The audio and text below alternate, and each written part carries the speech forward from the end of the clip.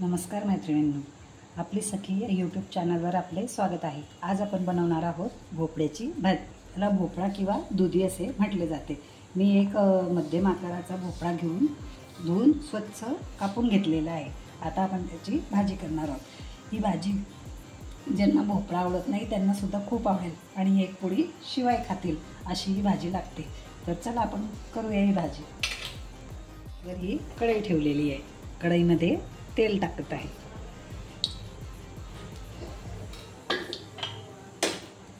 तेल टाकल्यानंतर आपल्याला मोहरी, जिरे तेलात टाकून घ्यायचे। ते तडकू द्यायचं आहे चांगलं। जिरं मोहरी आपल्याला तेलात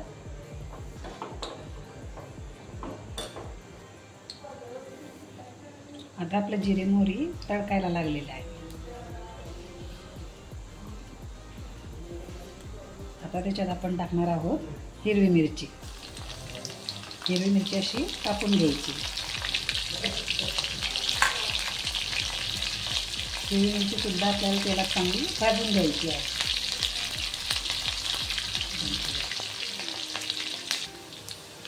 आता आपली हिरवी मिरची तेलात छान अशी भाजली गेली आहे। तर आपण त्याच्यात आता हा कापलेला भोपळा किंवा दुधी या प्रकारे टाकून घेऊया।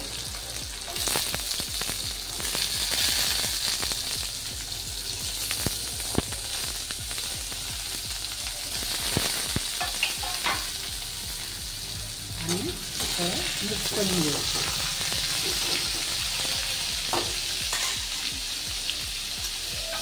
आता आपल्याला त्याच्यात हळद टाकून घ्यायची आहे।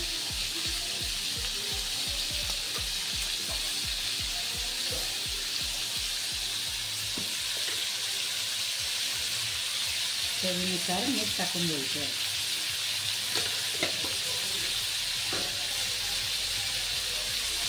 आता हे सगळं मिक्स करून आपल्याला असं मिक्स करून घ्यायचं आहे। अगदी असं मिक्स करून घ्यायची छान अशी भाजी। आता आपल्याला याच्यात पाणी टाकायचे नाही आहे। आपल्याला या भोपळ्याला किंवा दुधीला अंगाच्या पाण्यानं शिजू द्यायचं आहे। मी थोडा हा हिरवा कोथिंबीर टाकून घेत आहे वरून। आता आपल्याला याला 10 मिनिटं झाकून ठेवायचे आहे, म्हणजे जेणेकरून याचा अंगाचं पाणी सुटेल आणि अंगाच्या पाण्यानं हा शिजला जाईल। भोपळा खायला छान तर असतोच, पण आपल्या आरोग्यासाठी सुद्धा भोपळा छान असतो। त्याच्याने आपले ब्लड प्रेशर नॉर्मल असते व आपली रोगप्रतिकार शक्तीसुद्धा वाढते। म्हणून आपण ही भाजी नेहमी करून खायची। आता आपण याच्यावर झाकण ठेवून घेऊ। हे झाकण आपल्याला किमान 10 मिनिटं राहू द्यायचे आहे, म्हणजे ते भोपळा त्याच्या अंगाच्या पाण्याने शिजणार। मिनिटं झालेली आहेत। आता आपली भाजी आपण बघूया। तुम्ही बघू शकता किती छान अशी शिजून गेलेली आहे आणि तेलही सुटलेले आहे आणि अंगाच्या पाण्याने शिजून सुद्धा गेलेली आहे। आता काय करायचे आहे आपल्याला त्याच्यात आता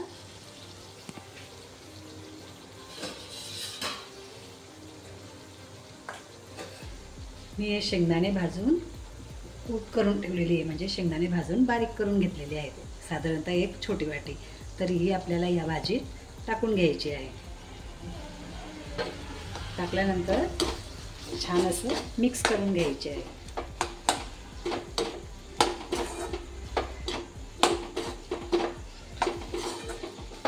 शेंगदाण्याचं बारीक असं कूट टाकल्यानंतर भाजीचा टेस्ट अजूनच वाढून जातो।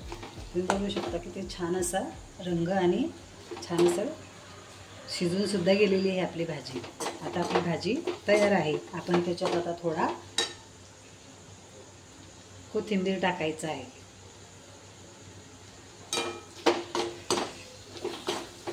ही भाजी आपण गरम गरम ज्वारीची भाकर किंवा पोळीसोबत खाऊ शकतो।